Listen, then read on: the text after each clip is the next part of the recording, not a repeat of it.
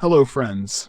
In this video, we'll learn how to permanently delete your Facebook account.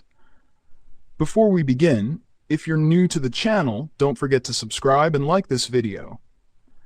Let's get started. 1. First, open the Facebook app on your phone. 2. Log in to the account that you want to delete. 3. After logging in, tap the 3-line menu icon in the top right corner. 4.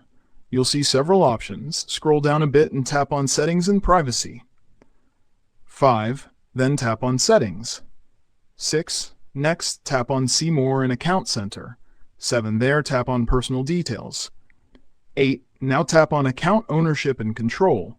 9. Then select Deactivation or Deletion. 10. Choose the account you want to delete. 11. After that, tap on Delete Account. 12. Now, keep tapping Continue.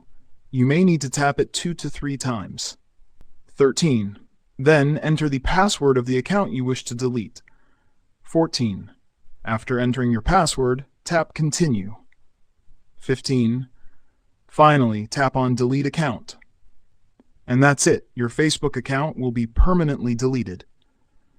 If you found this video helpful, please like the video, subscribe to the channel, and don't forget to share it with your friends.